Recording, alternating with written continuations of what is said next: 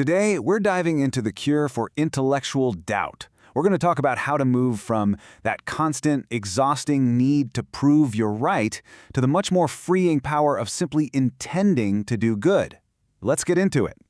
You know that feeling, right? That relentless inner critic, the argument that just loops and loops in your own mind. You're constantly questioning your ideas, your words, second-guessing how people are going to take what you say. It's chaotic, it's draining, and honestly, it's something a lot of us go through.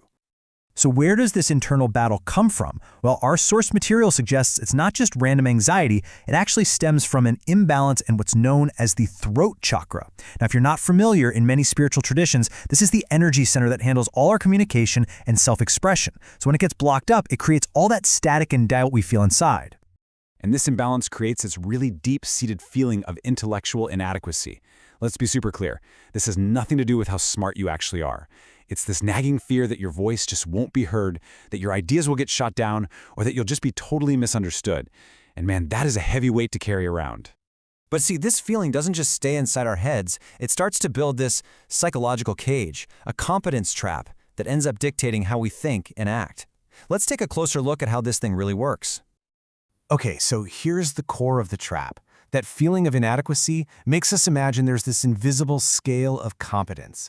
We put ourselves on the bottom rung, and then we spend all our energy trying to climb. We feel this compulsive need to prove we're smart enough, to win every single argument, just to get a moment of relief. And the story of William is a perfect example of this. He was so insecure about his own intellect that he literally invented a group of watchers, some kind of higher intelligence that he could give credit to for his own good ideas. He just couldn't trust that his insights were his own, so he had to create this external validation, even if it was totally imaginary. And the result of being caught in this trap is what the source material calls logocentric mass. It sounds complicated, but it's really just the heavy, dense weight you feel when you're way more focused on how you're coming across than on what you're actually present and trying to say. Your expression stops being genuine and becomes a performance. Now, this same insecurity doesn't just show up as an intellectual thing. Take the story of Henry. For him, the competence trap was physical. He felt this need to prove how brave he was by forcing himself to walk to the edge of a cliff. It was a total ego-driven performance, all about conquering his fear. It's the exact same struggle as William's, just playing out on a different stage. So, William and Henry were both caught in their own traps. But here's the thing. They both found a way out, and it all came down to this really fundamental shift in where they were placing their sense of certainty. Let's break down what that shift looks like. For William, chasing that intellectual validation was just exhausting. He was so tired of trying to prove himself right all the time. His big breakthrough wasn't about finally winning the argument, it was realizing he was playing the wrong game entirely. And this right here, this is the pivot point. This is the whole shebang. On the left, you've got the old mindset, the impossible search for certainty of ideas. You can never be 100% sure an idea is valid or perfect. But look at the right, the new mindset, certainty of intentions. You can be 100% sure that your intention is good. And man, this shift was a total game changer for him.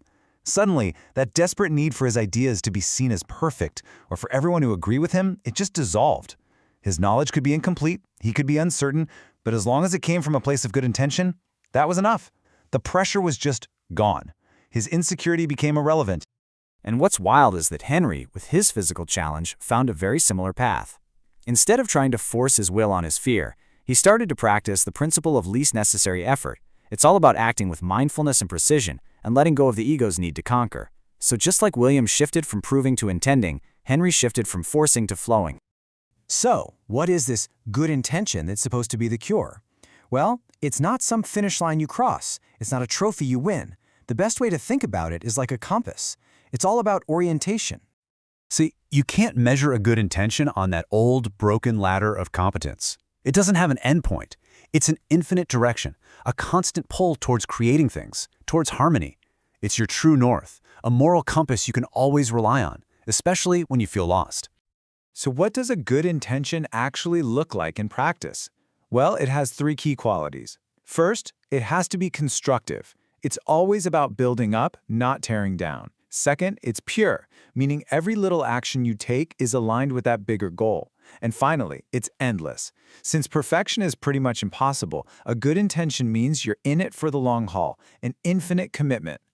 And this is where the real magic happens. When you start navigating your life by this inner compass, that need for everyone else's approval, for those external gold stars, it just starts to disappear.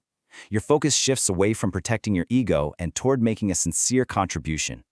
Your mind gets quieter, and clarity just shows up, not because you forced it, but because you're being authentic. Following this path of good intention does more than just solve a problem. It leads to this really profound transformation, a totally new way of being in the world. It's a shift away from a life of constantly seeking and into a life of pure wonder. You know, the seeker mentality, that restless feeling that you always have to be solving, climbing, figuring it all out. When you orient yourself by good intention, you finally get to put that heavy backpack down. You stop striving and you just start experiencing. You move into a state of wonder. And this goes pretty deep. The core philosophy here is that goodness isn't something you have to achieve. It's literally the fabric of existence itself. Pure being is the source of everything good. And what we think of as evil isn't really a thing in itself. It's just a distortion or an absence of that goodness. Kind of like how a shadow has no substance. It's just a place where the light isn't. This quote just nails the final state of mind. When you let go of that need to prove and solve and conquer, the world itself changes. It's no longer this puzzle you have to figure out. Instead, it becomes a revelation to be received in pure awareness. You're not a separate person trying to understand the world anymore. You are simply the awareness in which the world is unfolding. So we'll leave you with this question to chew on. What could you create if you just let go of the need to be right? Imagine all the energy that would free up. What could you build? What could you share with the world if your main focus was never on winning the argument, but simply on intending good?